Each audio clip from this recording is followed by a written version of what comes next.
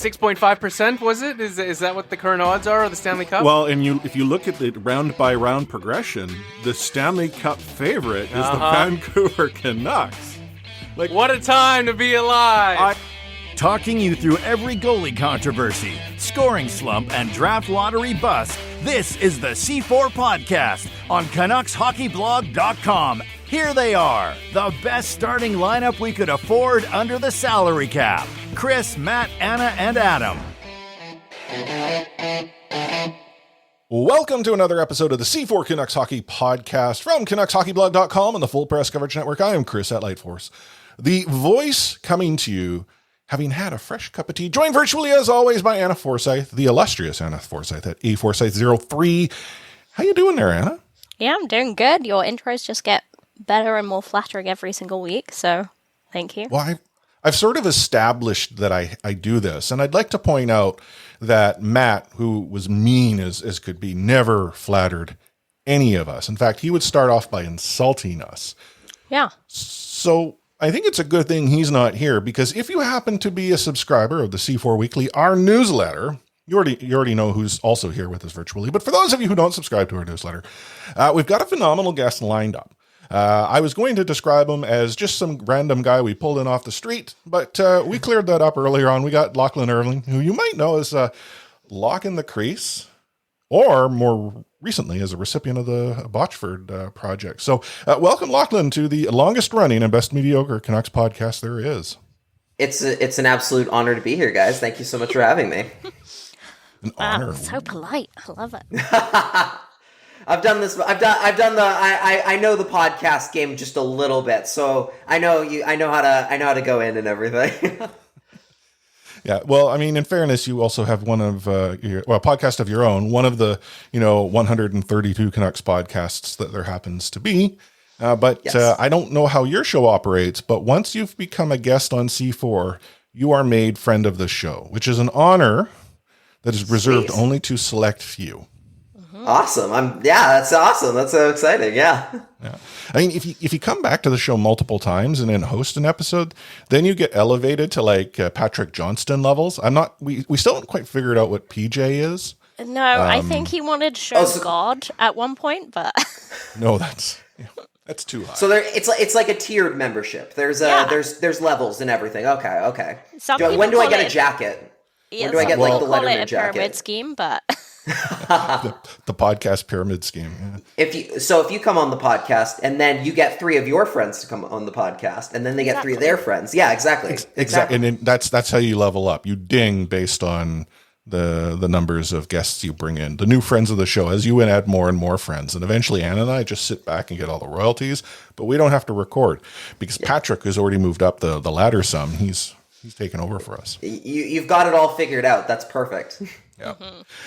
But no, we aren't here to talk about Canucks podcast pyramid schemes, although it is probably an idea for a patron show at some point down the road. No, we're here to talk about the Vancouver Canucks. And breaking news, if for some reason you did not know this, they have been eliminated from playoff contention. Tough. It's, didn't even see it coming. It completely out of left field. Completely. I mean, we'll get into that obviously in this episode, but it is unfortunate. Anna and I were actually talking in our pre-show about this and how, like, I remember back in the day, and I'm old, so I remember pre-internet where I used to look at the newspaper standings and I'd be doing the math, and if the Vancouver Canucks had a chance, I would be doing like the whole diagram on the wall, mapping out the one path the Vancouver Canucks had to make the playoffs, which never ever panned out because I remember my first year hoping doing all that stuff. It would have been the year coming right out of the lockout, like the big lockout. I think that would have been 05-06. They're just so close the whole way through. Like, I think they finished 9th that year, and it was like one game away from making it in, and then It's like, well, 8th never makes it that far anyway, so who cares? And then 8th seed Edmonton went all the way to Game 7 of the Cup final. So what are you going to do? Yeah, it is what it is. But we'll talk about the week that was. We'll talk a little bit about Lachlan's experience with the Botchford project. The F word's going to be full of Fs. I mean, not really, because I hate having to go and turn on the explicit language flag. But just, take the figurative Fs that we discuss and anything else that we can think of on the show. You're listening to the C4 Canucks Hockey Podcast on CanucksHockeyBlog.com and the Full Press Coverage Network. Looking back a week, Anna and I, we were figuring how the Vancouver Canucks would perform against the powerhouse that is the Edmonton Oilers. And we had posited, were there points to be had out of those 4 games? Now, we were recording while the Canucks were losing to the Oilers on the Monday. So we sort of, or maybe we're getting a little negative more than we probably should have. And then we started looking ahead, wondering if there might be a possibility out of a win against Winnipeg, but we weren't too certain. So, but the Vancouver in fairness, Canucks I tried. said one game. I said Canucks would win one game out of the Edmonton lot, and that was it. And they did. I don't know how you saw it pan out, Lachlan, but yeah, I knew there would be just one blip at least. I had to believe there would be at least one opportunity for them to take points. I mean, you can't play a team 4 times in a row, even when you're the Canucks and you're reeling from a bunch of different reasons.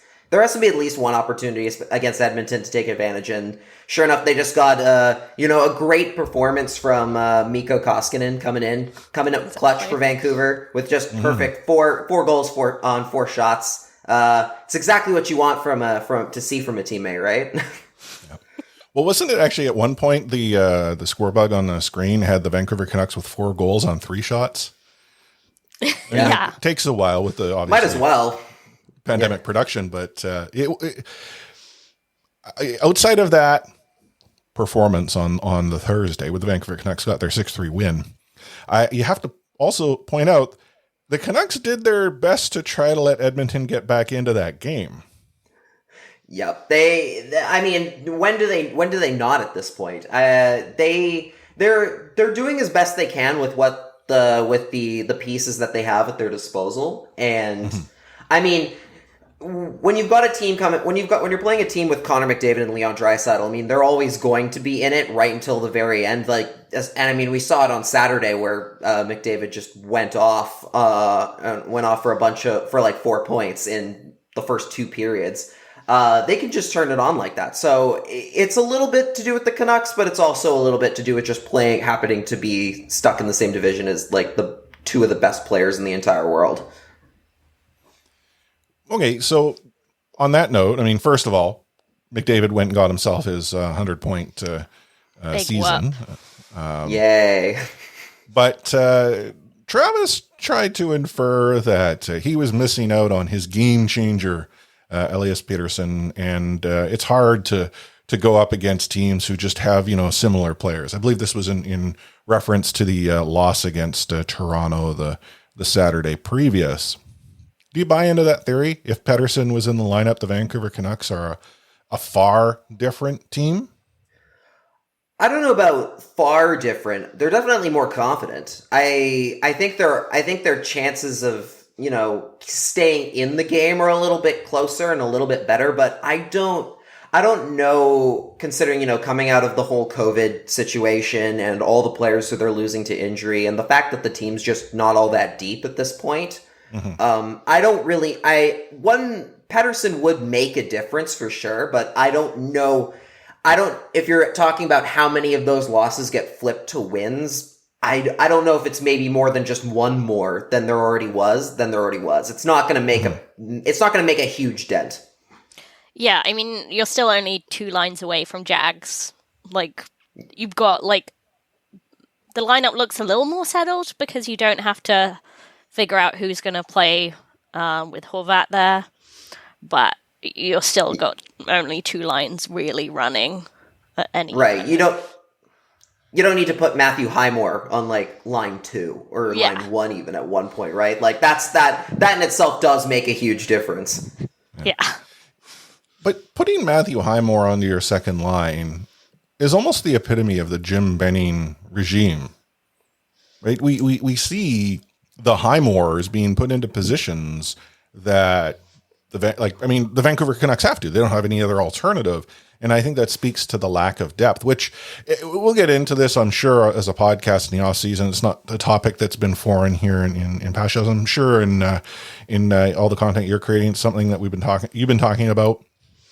But, I just feel that the Vancouver Canucks, even if Pettersson was in the lineup, to your point, yeah, it doesn't change a whole lot. It'd be nice to have, but how does that, it doesn't make the Vancouver Canucks a playoff team. They lack the depth.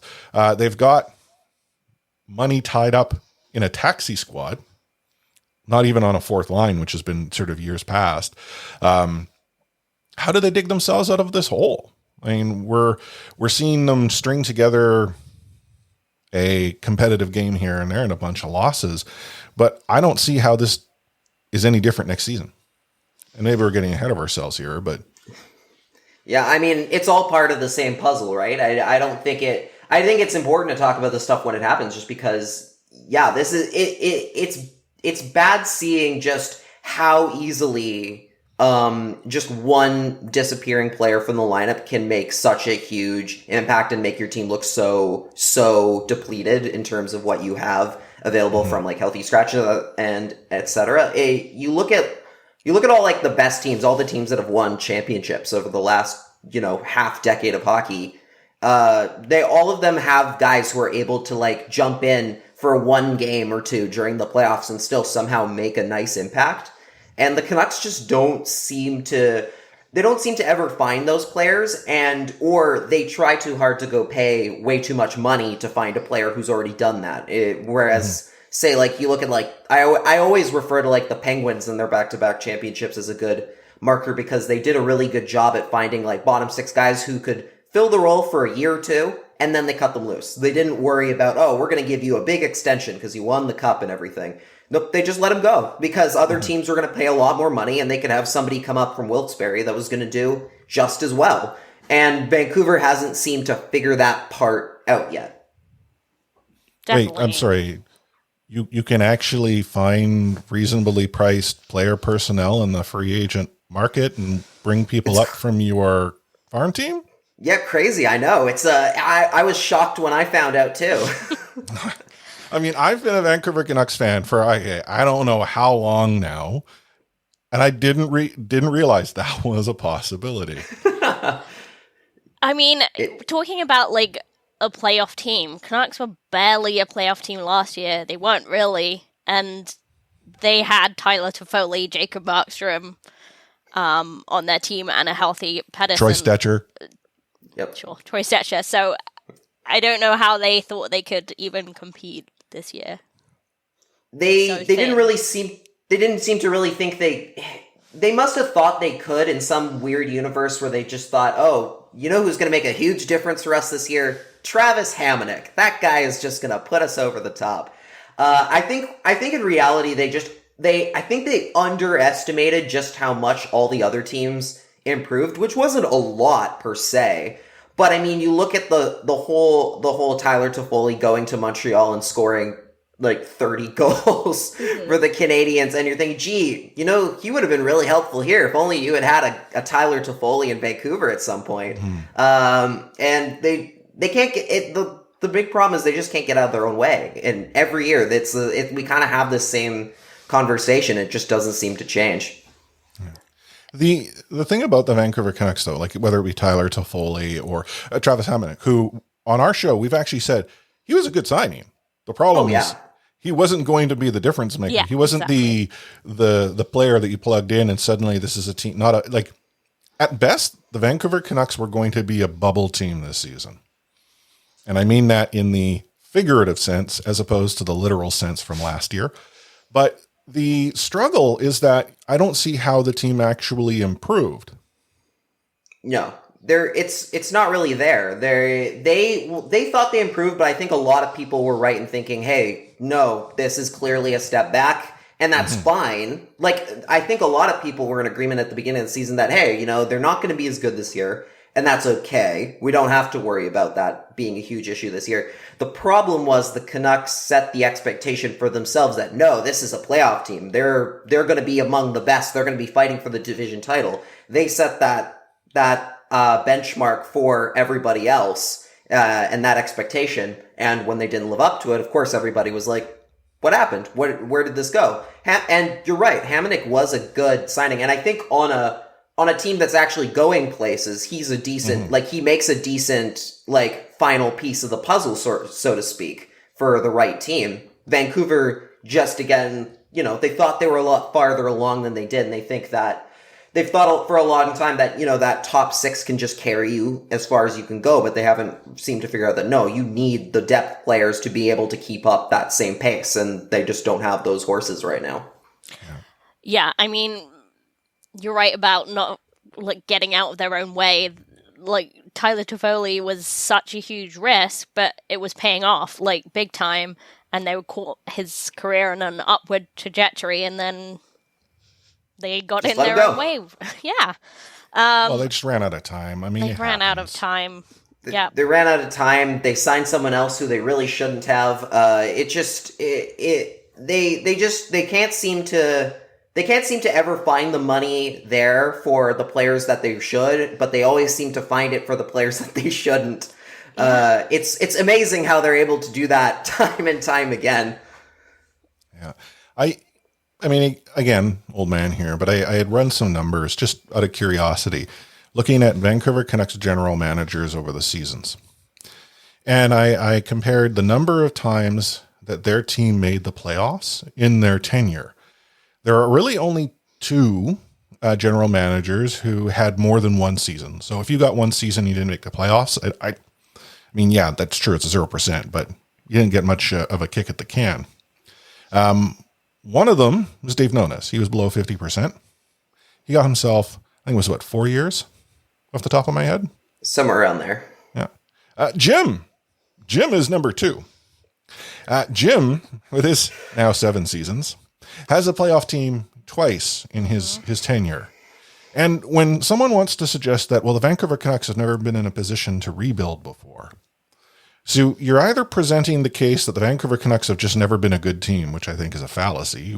There are some Stanley Cup runs that would suggest otherwise, and solid teams. Like I remember the exciting team of the 90s, the West Coast Express era. Again, not teams that could go all the way, but they were definitely built well, had depth, had opportunity, generated wins.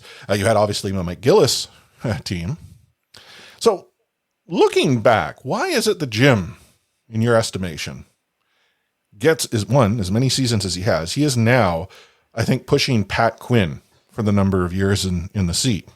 And in comparison, Pat Quinn had some lean years, but very few of them. This was a guy who was able to somehow coax success out of some very blue-collar rosters. I mean, do we want the nice answer, the nice answer here, or the hard answer? Hey, whichever answer you feel appropriate for our listeners. And they listen to Anna and I a lot. Okay. I mean, it has a lot to do with, you know, ownership obviously gets a pretty big say in what teams do and how teams operate, especially nowadays when you're talking about situations where it's like, I'm investing close to probably $1 billion a year into this franchise, that it's no longer just kind of like it's like a rich thing that I own sort of thing. It's become a lot more of a business within itself and can lose you a lot of money if it doesn't do well. I think you come into situations where sometimes, you know, I think ownership likes to have their hand on the button a little bit more. They like to have a little bit more control of what goes on. I mean, this is just me. This isn't from any sort of, obviously, like, intel that I would have. This is just based on my own, what I've seen over the years. They used to be pretty good about keeping away. They used to do a pretty good job at letting the GMs and the presidents of hockey ops do their job. And then very quickly that unraveled. And I think when you get as close to a championship as they did, in 2011, I think that kind of drives you a little nuts. Like, it's that idea of you're so close, like you can almost taste it, and then all you can think about is, I want to get back there, and you kind of get more involved just based on that, idea of you could see it right there in front of you. And I think we've gotten to a point now where there's a general manager there who's not really operating on their own. Like, they're not really doing all of the same things that they would be doing probably on a team that was giving them full like full autonomy over everything. It very much, there's a lot of, it just screams ownership is very hands-on right now. And I think that's a lot of where a lot of the decision making comes from. And eventually you got to get to a point where it's like, you have to trust the people you hire to do their jobs properly. Otherwise, you're never going to get anywhere. I mean, the fact that they don't have a president of hockey operations still, and it's been, 3-4 years since Trevor Linden left, or since they mutually parted ways. Right. And I mean, we've seen it time and time again with Jim Benning that, he's not a guy you should be putting in front of the mic and having do press conferences. And that's the whole job of a president. That's their whole role, is to be sort of the PR person and to kind of be the person who's put in front of the media in those situations. So the general manager can just do their job and do the hockey stuff. And it's all kind of snowballing into a huge mess. And that's now how you end up going into this offseason, where the Canucks might not only lose somebody important to Seattle, they might just not be able to improve the team all that much going into next season, and are asking for 2 more years in a rebuild that's already taken 7. Yeah. I mean, I think I've said it before on this podcast. I think I said it when we had John Jang on, but Canucks really just lost so much to the fallacy that they missed out on the Stanley Cup to the Bruins because of lack of toughness.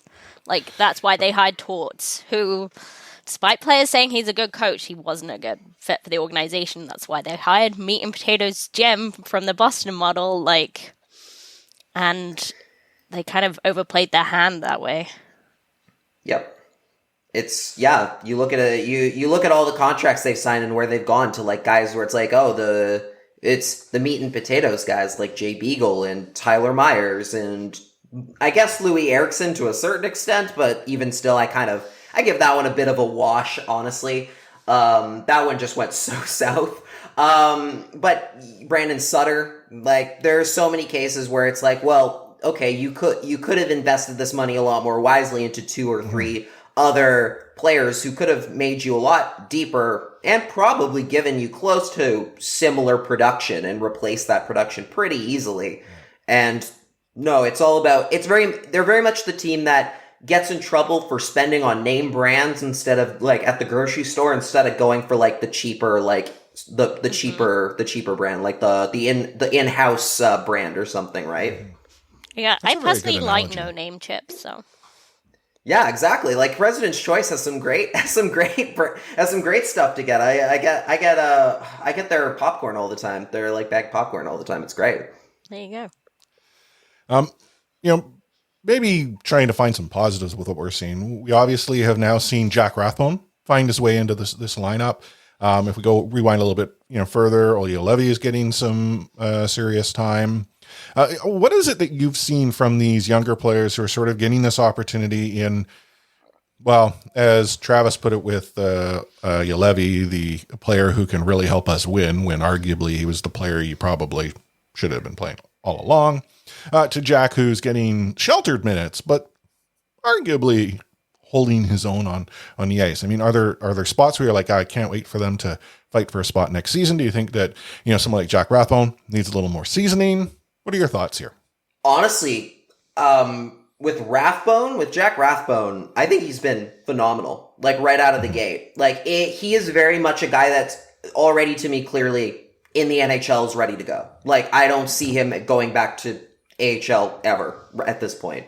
Maybe that changes depending on, who they bring, if they bring in anybody during the off season, or, just the fact that they're going to move the team to the AHL team to Abbotsford and everything. Maybe that just kind of changes little bits and pieces of how you go about your business. But honestly, Rathbone I would argue, has already been one of their best defensemen over the last 4 games. And that's partially just due to the fact that the defense core is not super great. But still, he doesn't look out of place. There are moments and times where you can see, okay, he's still adjusting. It's not like he came in and just, blew everybody away instantly. But just the way that he approaches the game and the way that he's able to just kind of keep up with the pace of the game at that level is impressive enough. And he's getting points. He scored his first NHL goal, and it was a nice shot too. It wasn't like a fluky weird one. It was really good. He's able to keep up in the play, and now you see him getting power play opportunities with Quinn Hughes and taking Pettersson's spot on the one-timer area, which is like something you almost never see with the young guys right out of the gate as quickly as he has gotten. Like, this is his, fourth game? And the team is already looking like they're looking a lot better. And yeah, I mean, if you can get him to be a top 4 defenseman, that's huge. And it kind of, at the moment, he already kind of seems like he's getting there, even with the sheltered minutes. With Levy, I think you're kind of seeing like what you can get out of him. Like, I don't know if there's like a whole other level that he can take per se. There might be. It's more about that confidence on how he's getting back when it comes to the transitions and everything. He's getting beat on the outside a lot.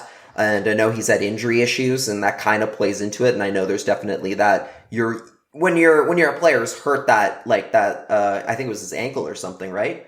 There's definitely that concern of, if I push it too hard, you're always like a little bit at the back of your head, like, if I push it too hard, I might hurt it again, sort of thing. That's kind of something you got to work through, but he's taken a little bit of a step back in terms of his speed. And I don't know how much higher you're going to get with him, but ideally, if you can find the right partner for him, whoever that might be, it's not Tyler Myers, I can tell you that. If you can find the right partner for Levy, somebody who's like strong defensively and can give him a little bit more time to kind of, who's a little bit more responsible, he could be a decent third pairing option for you going down forward, or at the very least, like a decent seventh defenseman for the long term. Yeah, and I think, consensus, at least for our community in C4 Discord, Levy is probably coming in a 7-6 spot, maybe 5, depending on depth, because as we've already sort of talked about, the Canucks don't have a whole lot of it. I just feel that there is a large number of people who are holding on to the hope that this is a first pairing defenseman. Do you see any possibility that is the case, or are you pretty confident? We're talking bottom pairing, outside kind of looking in. With Levy, first pairing? Yeah, Levy. No, I don't think that's happening. I mean, the fact that he's a left defenseman already makes that a near impossible task for him, because that would mean you'd have to unseat Hughes or play on the opposite side, be able to play at the opposite side of Hughes, which I don't know if that pairing would ever exist, just because they're both more or less offensively minded. I don't think you could really play that, especially because, Hughes is young. I don't know if he's great, but I don't know if you want him necessarily carrying a defensive pairing yet. I think you still got to give him some time. I don't think so. I think it's pretty clear that he's, third pairing going forward.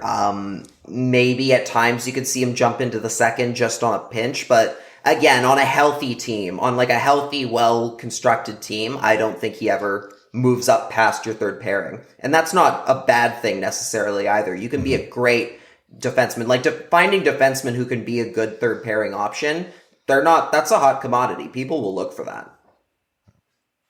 Well, I mean, regardless, whether you're Rathbone or you're Levy, I mean, both will continue to practice their game, because something that we know about the greatest hockey players in the league is they never quit practicing their skills to improve their game. And really, you, our listeners, you shouldn't be any different. ICBA trains thousands of workers every year on everything from Excel spreadsheets to excavating trenches, from personal leadership skills to construction estimating, from fall protection to effective management skills, and 500 other courses. Online, on demand, webinars, and even COVID safe in person, ICBA has an option for you and your busy lifestyle. Start climbing the corporate depth chart by sharpening your skills today. Check out icba.ca/courses. Take hitting out of the game. You can't hit anymore, so don't do it. The unsportsmanlike conduct, I want to get an explanation on that. No kidding. Because how do you get suspended for unsportsmanlike conduct? Plus interference. There's no interference there. He had the puck. Now, Madison never ever did that before. Now, why did he do it? Because he was mad. Well, your early favorite for the Calder Trophy, that's for sure. Elias Pettersson, you might even say your early favorite for the Hart Trophy. Just to get back to your question, Elias is going to play plenty. He's going to get a lot of power play time. And, yeah, I'm concerned about our offense. We lost 200-point players, and we've got to find a way to score. As we kick off half full, half empty, what we wanted to do is get to know Lachlan a little bit more. I'm going to presume our listeners already know who you are, but in the dangerous to possible assume circumstance, they don't. First of all, before we get into your experience with the Botchford Project, why don't you introduce yourself and what it is that you've been up to? One, maybe let's understand how did you get into covering Canucks hockey, and two, podcasting, three, content creation, and eventually joining our show. Well, let's see. I am, how old am I? I'm 23 at this point. I started writing about hockey just kind of on a lark when I was in my senior year of high school, so about like 17, 18. Didn't really consider it as a career. It was just kind of something I was doing for like a small website just for fun, because I enjoyed talking about hockey and voicing my opinions, as we all do. After I graduated high school, moved on to college, my first year of junior college, I took a journalism class my first semester and loved it. Even if I didn't get a great grade in that class, I loved it. I thought it was awesome. And I was kind of trying to figure out, like, is there ways I could talk about hockey and do something in hockey that isn't just, being like a play-by-play person or like a coach or a GM or something. Because I always had this feeling in the back. I always had this idea that in the back of my head that whatever job I took, it was going to be involved in hockey in some way, shape, or form. Didn't know what that would be. I ended up finding journalism, like, I really enjoyed it. I liked writing and everything. And I found out that you, especially as in the new age of media and everything, that you could kind of do more than just writing. You could do like videos, you could do podcasting, all these other things that I really thought was fascinating and wanted to learn more about. So I started writing for the school, student newspaper. I started, luckinthecrease.com in 2016, February 2016. It was started as kind of a YouTube channel where I just did some very bad videos.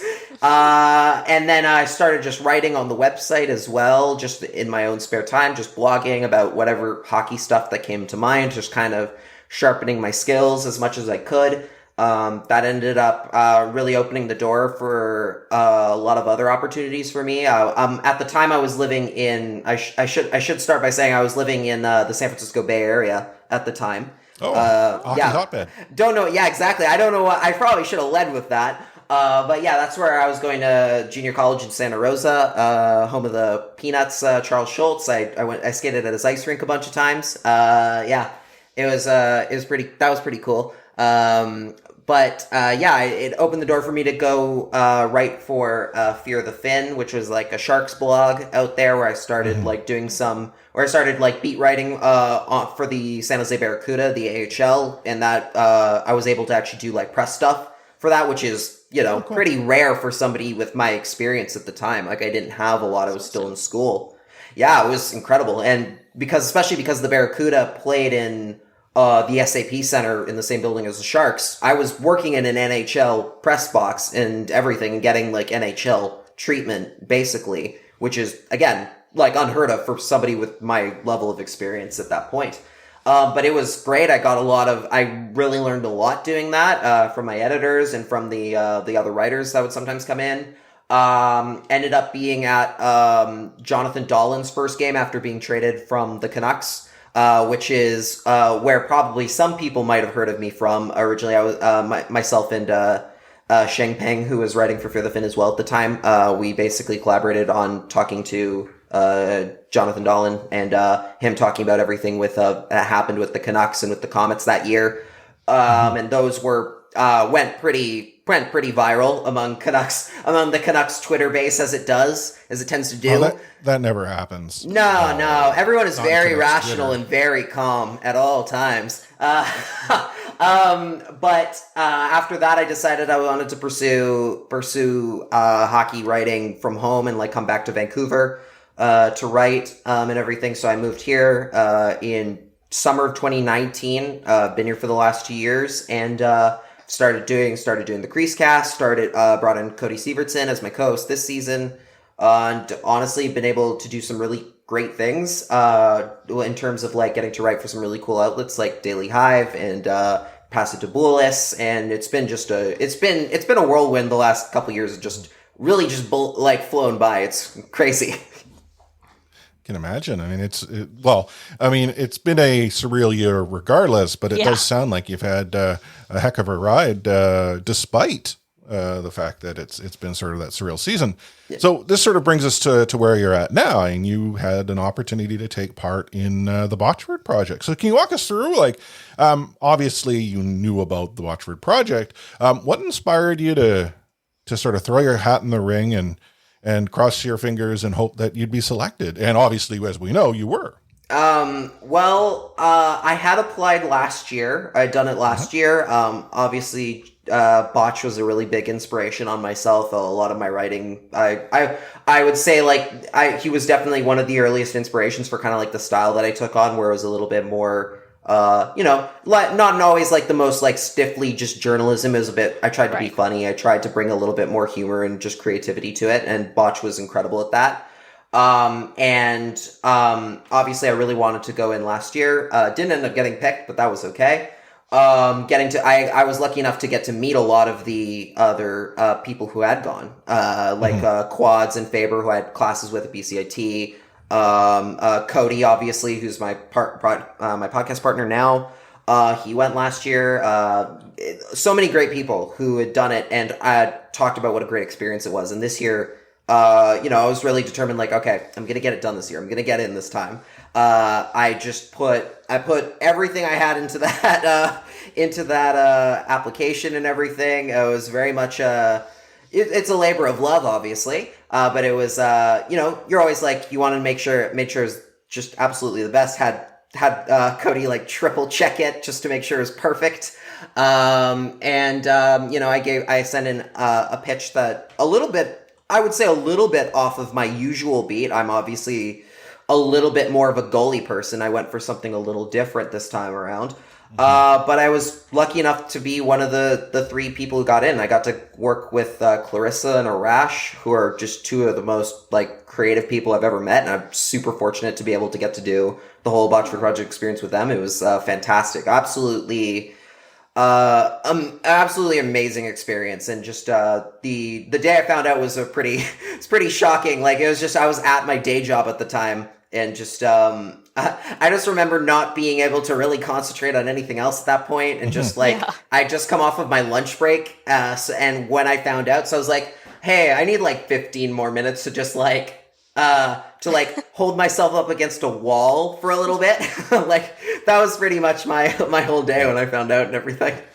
How did you find it? Like, was it an email? Did you receive a phone call? Did JPAT show up your door with a rose? I'm sure that was the original plan had COVID not happened. But JPAT DM'd me, just told me, hey, you've been selected. Congratulations. Can you make it? And I was like, yes, of course I can make it. Yeah. And it was just such a quick turnaround where I found out, and then seconds later it became like public info, and then all of a sudden my phone just started blowing up like I've never had my phone blow up before. Yeah. And just so many nice people just sending me like messages of congratulations, so many like cool people. It was just honestly just such a great day. It was incredible. So what was it? Oh, go ahead. I was just going to say they did things a little differently this year. You know, they had all three of you on together. So can you just talk a little bit about the experience and the day? Yeah. The biggest difference, besides the fact that all three of us were together, would have been the fact that because of the COVID, like needing bigger space, more area for everybody, instead of having us in like the normal press box like they normally would at the top of the arena, they had us in, I guess, the Encore Lounge, I think it's called, in like the 300 level. Basically like what's usually like one of the big club restaurant areas, which I'd never been in before, which is pretty cool. We were all sitting in like arena seating rather than like the press box area. We got to sit in like, there were nice couches and like a roaring fire. It was pretty cool. It was, again, very weird experience to have your first game in that sort of circumstance, like at least as a media person, your first game. But I will say that getting to do it with Clarissa and Arash on the same day, I think was awesome. Like, I think it made it a better experience in my opinion, and maybe that's just because I'm somebody with social anxiety, so I like to have other people. I don't want to be the focus of everybody's attention at all the whole day, so that's bad for me. So it was nice to have two other people there and two other people to like bounce ideas off of and chat with. The three of us went for lunch.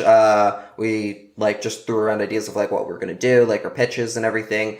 It was really cool to do that. We obviously got to do the morning skate, and then with all the interviews were over Zoom, which at this point, because of the podcasting I've been doing, was nothing new to me. Like, that was a pretty. Yeah. The only new difference there was the fact that instead of having like Cody on the other end, it's Travis Green or Tanner Pearson, and having to ask them questions. That was definitely a different experience. But I think I did okay. I think Travis Green gave me a pretty great answer for my question, which apparently we didn't have to ask Travis Green questions, and I just jumped in there with one and was like, let's go for it. I didn't know. I just assumed everybody was going to ask something. Oh, well, I got a good answer out of him, which was nice. And Tanner Pearson was really nice as well. Gave me some great material for my article and everything. Then got to watch hockey, which was, obviously really cool, considering that in Canada, like one of the only people in Canada who gets to say I saw live NHL hockey this year. It was pretty amazing on its own to get to see Connor McDavid for the first time and Leon Draisaitl in person. Was incredible. Honestly, just an all-around great experience getting to meet some of like my peers in journalism and everything, some of which I'd never met before because of the pandemic and everything, and just not getting the opportunities. It was an absolute dream come true. Whole day was incredible. Just easily one of the best days of my life. That's awesome. That's really good to hear. I'm just curious. Had you ever had an opportunity to meet Botch? I did not, no. And that was something like I found out later on. Like a lot of people talked about how whenever I had journalism questions or something, or I was trying to break into the industry, he was always there to lend a helping hand and everything. And I didn't know that, again, because I wasn't living in Vancouver for most of the time. For any of the time before he passed, I was not living in Vancouver when I was doing journalism stuff, so I didn't even know that was really an option. And I wish I had. I wish I had gotten a chance to reach out to him and get the chance to chat with him. But I will say that doing the Botchwood Project and getting to read some of the stories that people have talked about with him over the last few years, and generally just the experiences I got talking to, his friends in the media and everything on Monday. I feel like I got to meet him in a way. I feel like I did get to meet him just in a different sort of way. And it was a very nice experience to get that. And I've had the opportunity to meet Botch, talk with him. I am not a journalist. I've never aspired to get into journalism. I podcasted because I like the sound of my own voice. And yet, even prior to the podcast, Botch he'd slide into my DMs. Hey, Chris, do you know who started up Canucks Army? And a lot of blogging questions, because I've been around since in the new media space for quite some time. That's how I built the relationship.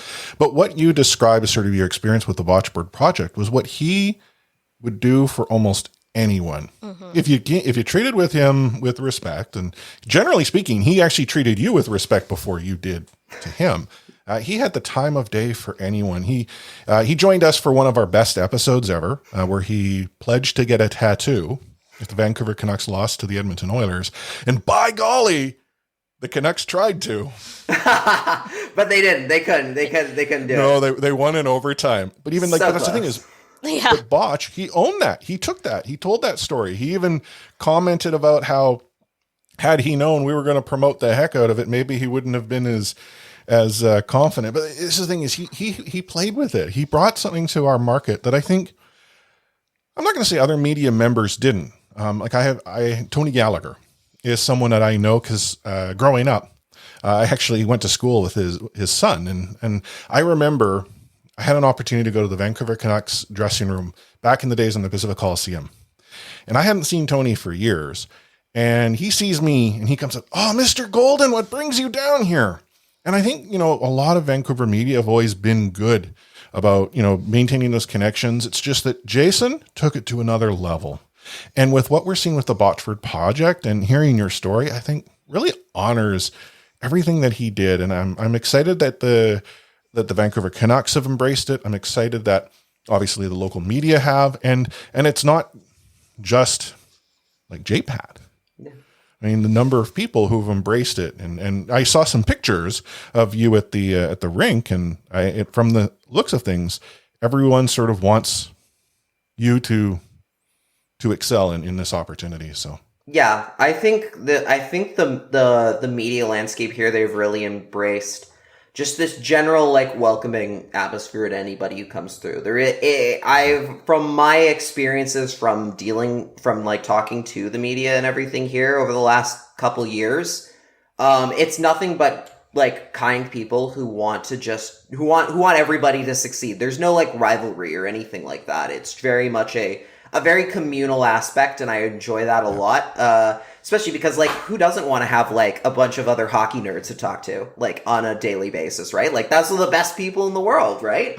Totally. And with Botch, I think one of the things he did incredibly well was he kind of brought fans, and he brought people not just media people, fans, anybody into kind of the creative aspect. He brought them into kind of the behind the scenes in terms of what some of the with the articles and with the provies and the athletes and everything. There was very much that in itself was a very communal aspect of everybody has a hand in this sort of thing. It's not just my article. Everybody who has a funny tweet or a good joke or something like that, or gets involved or sends in a good Photoshop or something. Those are that made it, and it really made it a more just communal aspect that I think, again, I don't think any other franchise has, or any other fan base has something that matches that in any way, shape, or form. I never saw anything like it in San Jose. And it's just such a rare thing, and he did it so well, and I think the media who are here now have done a really good job of continuing that legacy. Totally. I think you're right in that Canucks have that kind of balance of being passionate but small enough. I think the media landscape is just far too big for anything like that to happen. But yeah, Botch has totally shaped that. I know Jay Pat's talked about how the way Botch was inspired him to do more.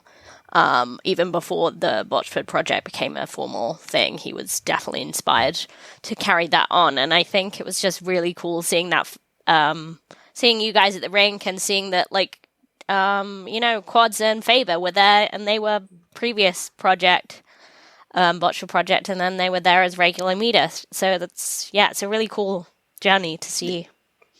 Yeah, it's already bearing fruit in that aspect. Just so people are already going on to do so many great things. Who, not to say they weren't already doing them before. It's just they got that extra boost, and it really helped just put them in front of a larger audience to us, or just it gave them a little bit of an extra push in terms of just people knowing who they are and what they did, and seeing just some of the great work that they've done.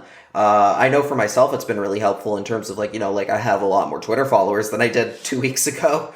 And yeah, getting opportunities to do stuff like this. And even, even as I consider myself I'm still a relatively small, creator in terms of this market and everything, for sure.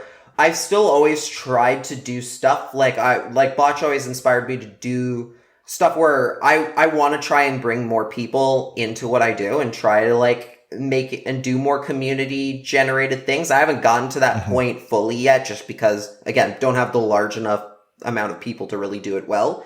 But I there are lots of things where I see and I'm just oh, I would love to do this, but with a bunch of people, or there's these ideas that I have where it's just it would be great if I could have everybody just get behind this to do this one cool thing. And we've seen that with a lot of other people who've done really great work with just where everyone just gets behind it and gives it a push. And I think the Canucks landscape very much that's inspired by Botch for sure. And I think people even with him not here have really embraced it very well.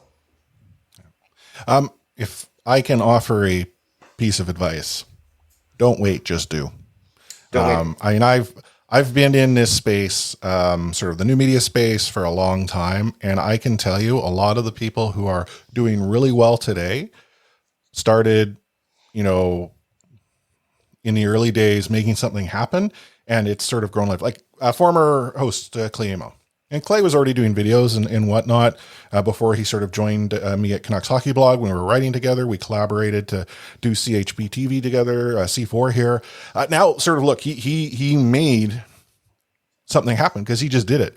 He went from filming in his car to now having a huge presence in YouTube. He still films in his car because you can't give that shtick part up. of the charm. Yeah. But that's it. But now he has a GIF. You know, now he has his own GIF. It's incredible. yeah, I mean, nice guy Clay will live on forevermore. As I think I said last show, you either live long enough to become, or die a hero early and live long enough to become a GIF or something like that. You say GIF, I say GIF. We had ensue. on Botchford Project Night. We had a whole debate about that. That was there was actually a debate about the GIF pronunciation for sure. And in Clay's case, yeah, I was actually fortunate enough to meet Clay at the All-Star game in San Jose in 2019. I got to meet him. He was just the best person ever. Don't pump his tires. They're already he's already got too big an ego, right? No. But yeah, I definitely have tried my best to do a lot of stuff that even if it's not necessarily nobody's looking at it, I do. Like, I mean, my blog, even today, like, it doesn't get a lot of views, it doesn't get a lot of clicks, but I'm not really worried about that. It's just more about the trying new things, doing stuff that I enjoy. Eventually, maybe somebody else will enjoy it and might want me to do it for a bigger site or for somebody, or just like a bigger platform. Like, that's just kind of the way I've always approached it. And I hope as I go and the farther I get and the more people I'm able to put my voice in front of, that I can do more and more cool stuff and get even and just do it even bigger and better as I go. I think that's the right approach. I think there was barely anyone reading my Canucks blog that I was writing in England at 3 a.m.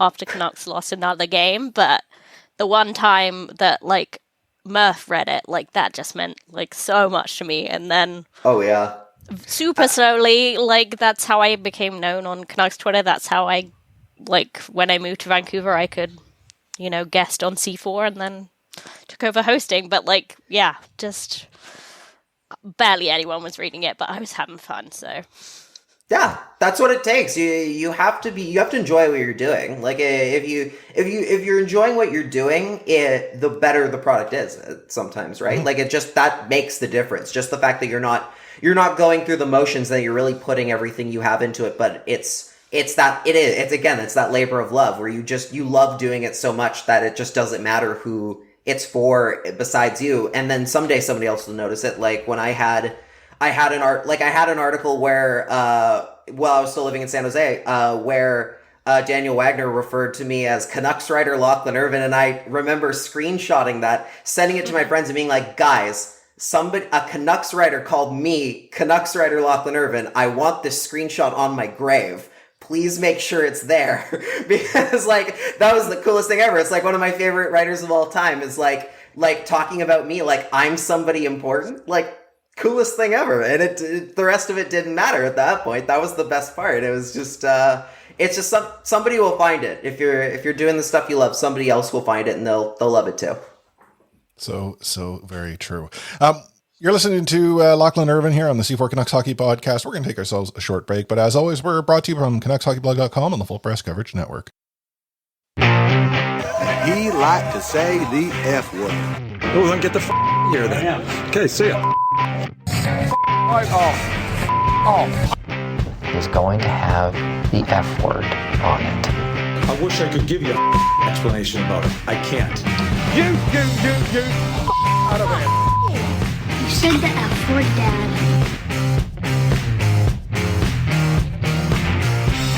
You called me the F word. There's a whole lot of effing stuff to get into in the F word this week. Let's see. I mean, we got in our rundown, we got the Kraken Twitter banner. We got Eichel not allowed to get surgery. The one I added just before we hit record, which was Jim Benning ain't effing allowed to go shopping for groceries. Oh boy. So what the F are we going to talk about? Ooh, I mean, you could take your pick on any of these. Like all of these have just there are some crazy stuff that just came out like in the last week with everything like the Department of Player Safety thing, the Jim Benning grocery thing. I mean, I think for me the one that really stuck out was Jack Eichel not being allowed to get surgery by the Sabres. It's as if the Sabres needed any more just terrific publicity for how what a tight ship they're running. It's been a real mess there, to say the least. Sometimes you feel it takes a lot to be like, wow, I'm really glad we have the Canucks. We have the Canucks ran the way they do. Sabres are one of the rare franchises that make me do that sometimes. I mean, it seems more and more like they're just heading for a divorce with Eichel in the Sabres, and I mean, in a way, it's kind of for the best. I mean, what else are you gonna do at this point? He's clearly miserable there. He's not enjoying it. The team has not treated him as well as they should.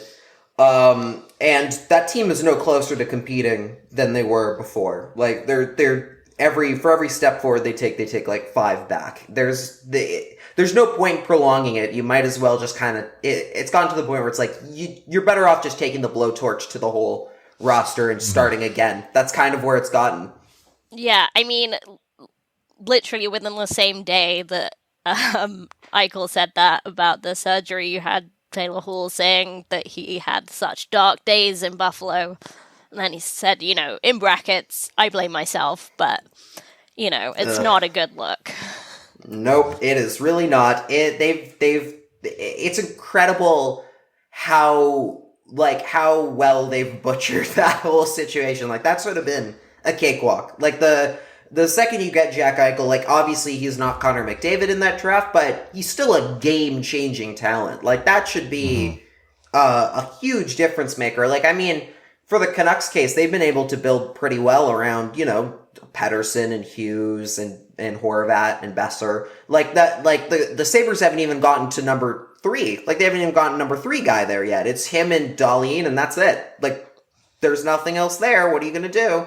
And it's not like they can trade them all off for valuable assets. They've depreciated every single player that goes there. It's incredible. Always does so much worse than they did in the other place. And when they leave, they instantly do so much better.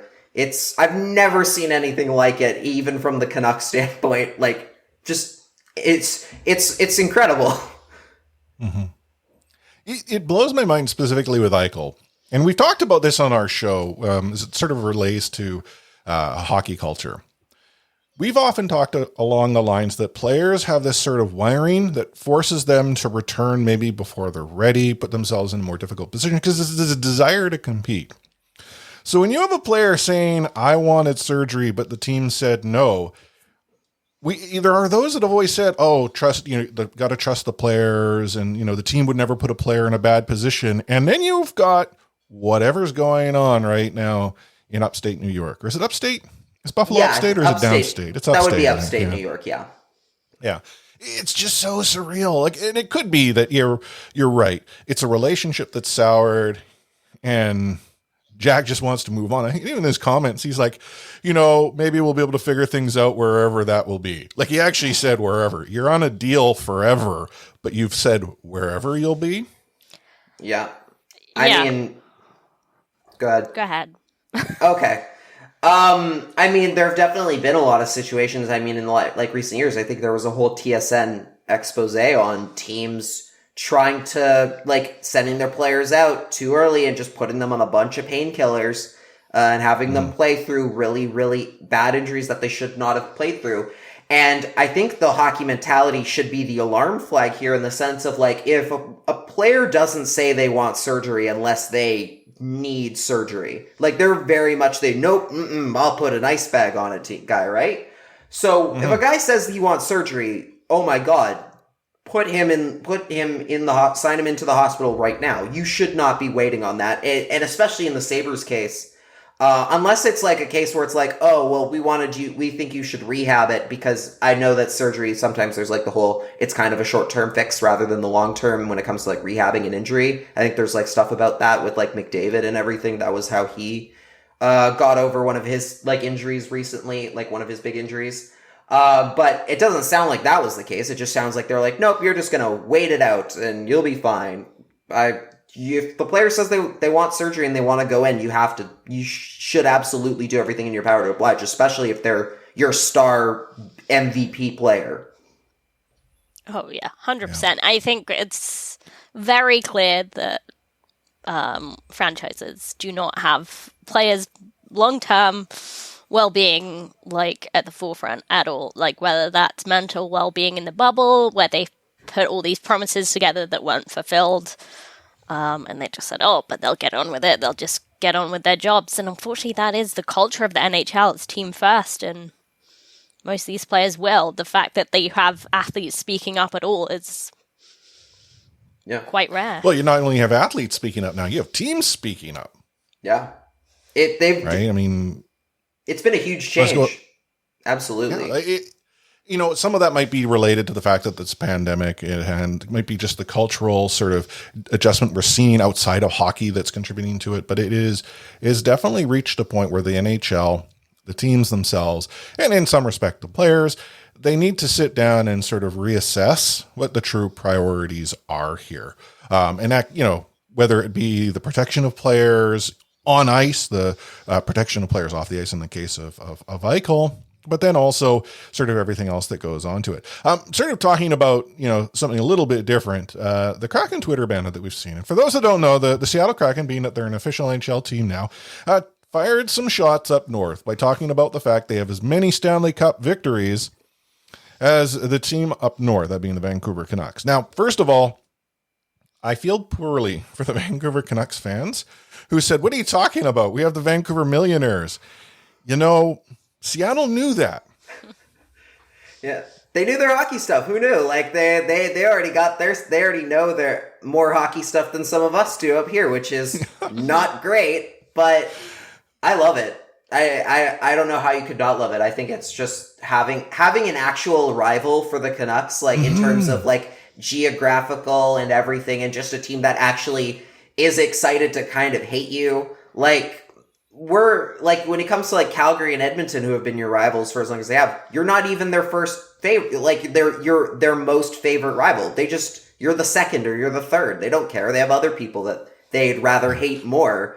It's great for the Canucks that they're going to have a team come in that's going to push their buttons as much as Seattle is going to. And from a team standpoint, only be a bus ride down the road rather than a plane.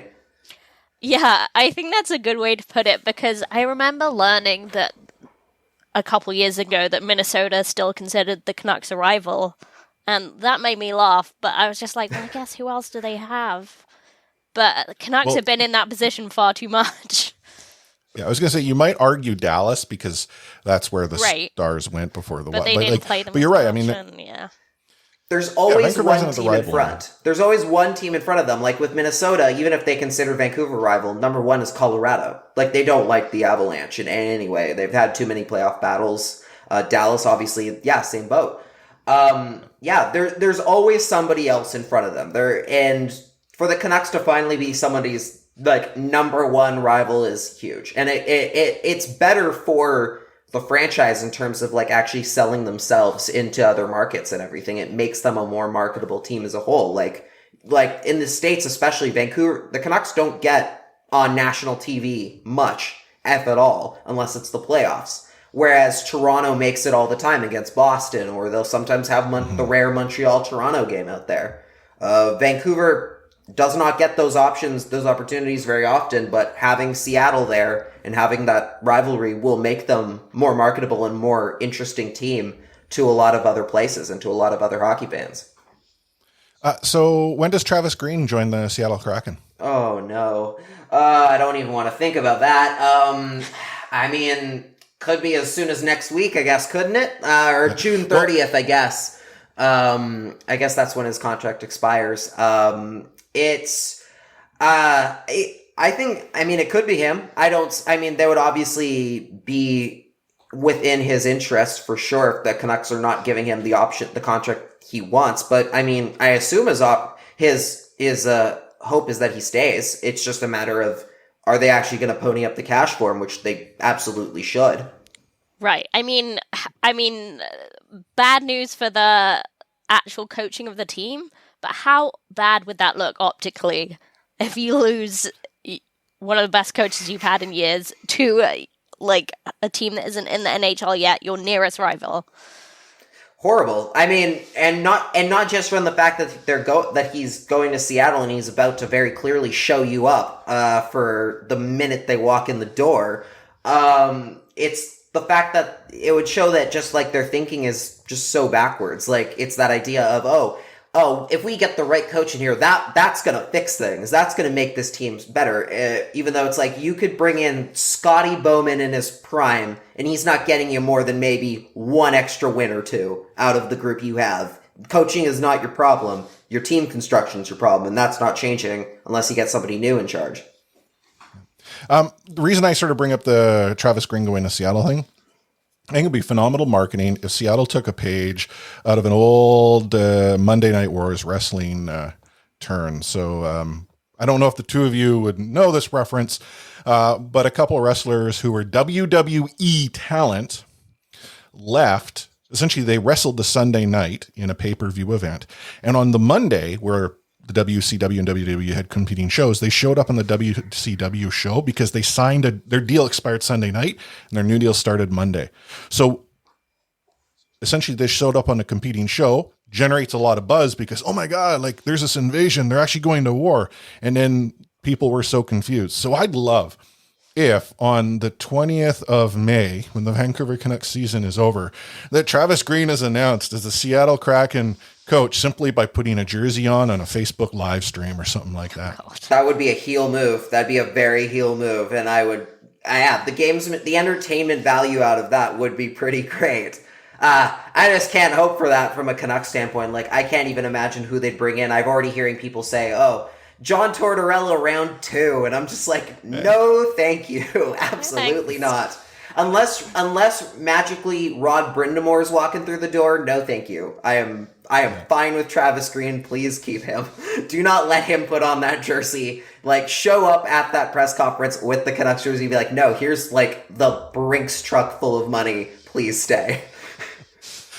Well, I wouldn't say the guy making the decision, because I think that's quite clearly the family. But the guy who's involved in the decision, Jim Benning, he recently returned to the country. He was down in the U.S. watching some hockey, and he was discovered in a grocery store. Now, we're not going to get into the fact that someone gotcha'd him in a grocery store and pumped out the pictures.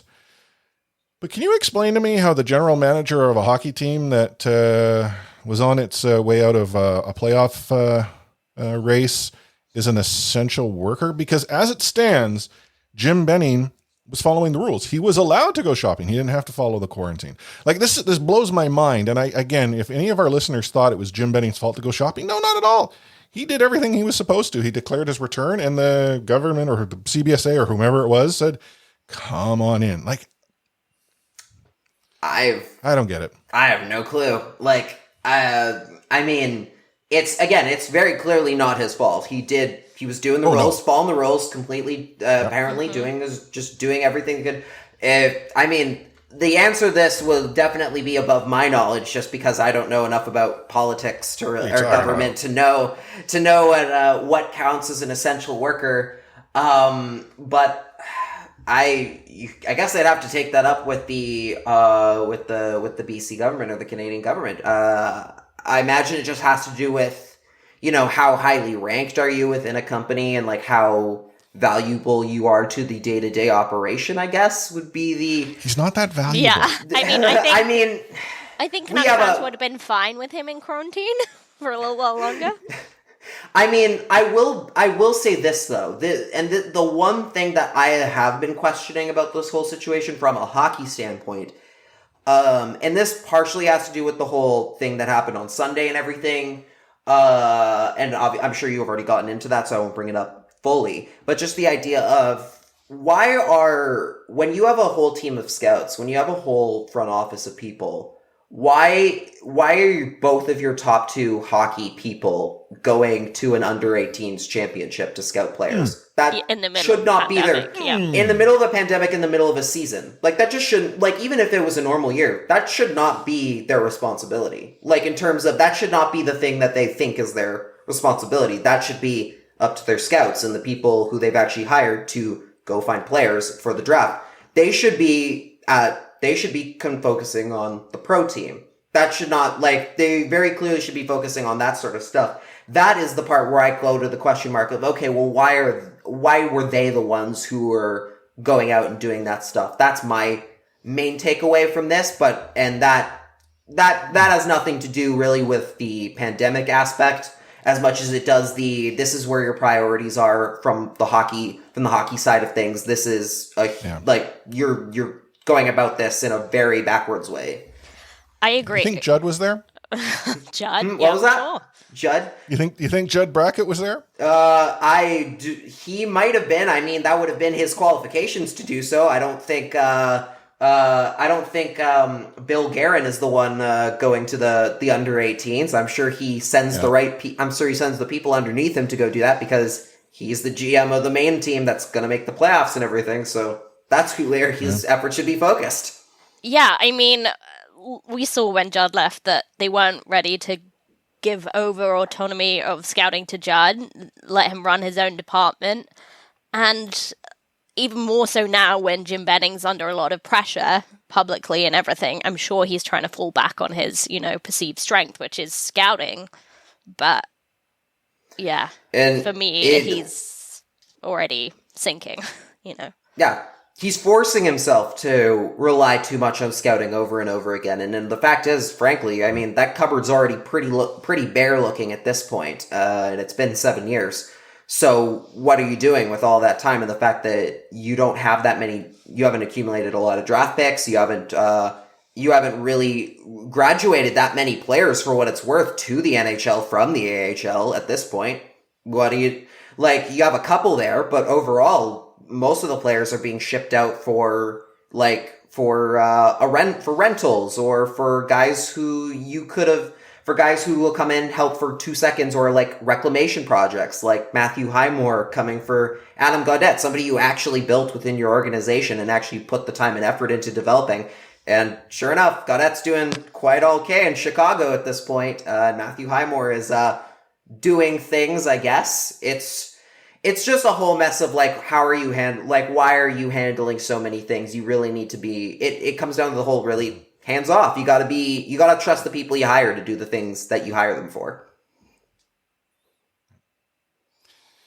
Oh, well, all for another episode of the podcast, because in a week's time, some of these questions that you just addressed could be answered. Canucks season's over. Who knows? Maybe there will be action. Maybe there won't be.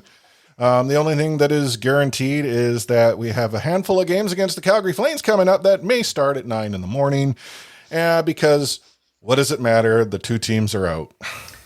Yeah. Such a surreal situation the team Canucks are in. I'll tell you, if they get in the way of my Battle of Florida that I'm very excited to watch between the Panthers and the Lightning, I'm not tuning in to the Canucks game, I can tell you that. There are much better games that are going to be on if that's going on. I don't know if you guys have seen any of the Panthers Lightning games. They're incredible to watch. They're amazing. Yeah, I mean, what I watched was something like a melee. That was the clips I saw today, so didn't see much hockey, but I'm sure there was some in there. Definitely. There's a little bit, just a little bit, and that's what that whole series is going to be, and some of the other series that we get because teams are just so tired of each other at this point. Yeah. Yeah.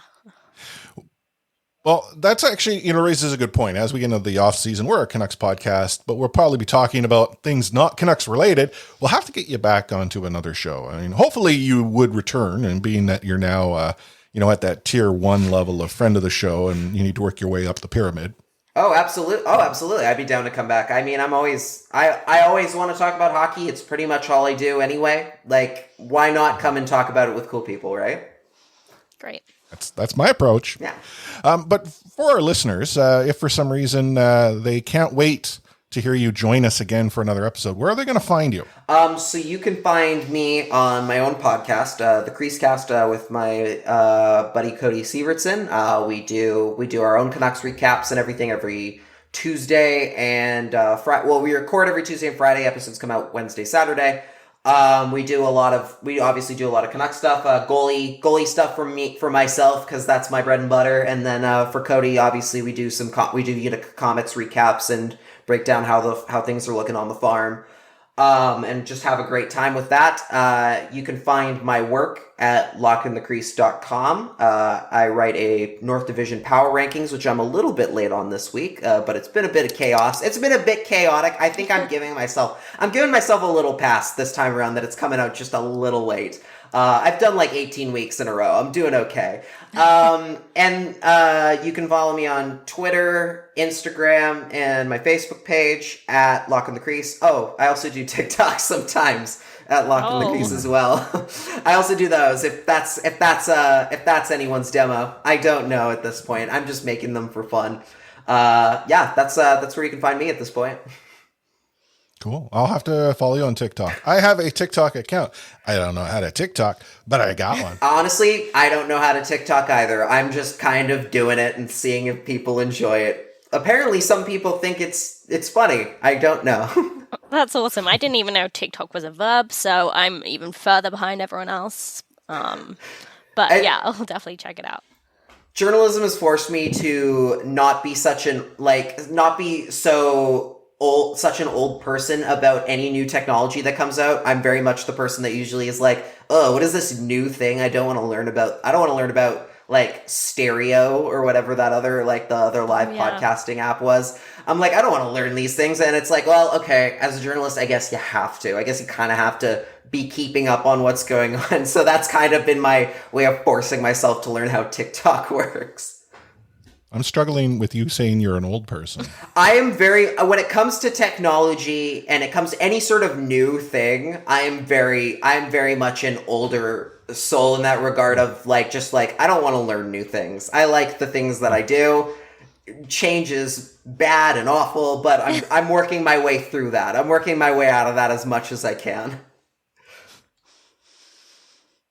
I'm now genuinely curious what that makes me. No, don't think about it. You can't think about it that way. It's not about actual age as much as it is how your head is, how you approach things. It has nothing to do with your actual age. None of that. Hello, fellow kids. Yeah. Yeah, it's totally me. But as we look to wrap up this show, thanks again for joining us, Lachlan. It was good to have you on. Especially, hearing about the experience that you had with the Botchford project, and rest assured we'll get you back onto a show over the course of the long off season. We do mean that. Friends of the show are friends of our show forever. I can't speak for other podcasts, but I think, we've got some camaraderie among some, and I think we can count the Creasecast as friends of our show in general. Until you call us out like Trust the Process does, and then dead to us. Yeah, we Jordan have and Wyatt, they know podcasts what all the time with them. I was gonna say, so I shouldn't be starting any podcast beef right now. None of that right now. Okay, good to know. It depends. It depends what type of beef you start. I mean, let's be honest. There are some Canucks podcasts out there. That's all they do. True. We like to think we live below the beef. Below. Well, are we above it? Yeah, I think above the beef would be the correct case, but I will say that when it comes to our show, Cody and I are very good about in terms of Cody is much more if beef is being started, it's coming from him. And okay. I'm very much oh no, what's he saying? I'm very much let's all be friends guy. So, and I think we work really well that way, that we're very much we have our difference of how we approach things. And I think that makes our show just I think we're better as a show for it, that we're not just constantly agreeing on everything. It's great that way. Well, I think when it comes to Cody, you merely adopted Canucks Twitter. He was born of it. Yeah, he was. The depth of it. He is in parts of Canucks Twitter that I will never, ever understand. Yeah. Well, speaking of Canucks Twitter, if you want to follow the podcast there, we're at the C4 Podcast. And if you want to check out c4podcast.com, it might have changed. In fact, it probably has some text at the top of the website that needs to be updated. As far as the show is concerned, though, you can subscribe in all of the different podcatchers that exist out there because the C4 Podcast is in every single one. And on that note, if you have the opportunity to rate and review the podcast in any one of those, please do. Word of mouth is a very powerful thing, and the way we look at it, whether you give us 5 out of 5 stars because we're awesome or 5 out of 5 stars because we're the worst, express those feelings through those 5 stars. And as we always do, we will read them out as soon as we can find them on an upcoming show. Verbatim-ish. I won't swear because, G rating and all that jazz. Want to join the best Canucks group chat out there? C4 Discord is where it's at. discord.io/C4 podcast. And last but not least, if you are so inspired to support the show, you can join us on patreon.com/C4 podcast. So thanks again, Lachlan. You can find him on Twitter at Lock in the Cast, or Lock in the Crease. Crease. Yep. Lock in the Crease. Sorry. That's okay. And it's Crease Cast. Yeah, I know. That's where it gets confusing. I've rebranded it too well. I've branded it too badly. True that. You can find Anna, A4603, myself, Chris, at Light Force. And by the way, we're out.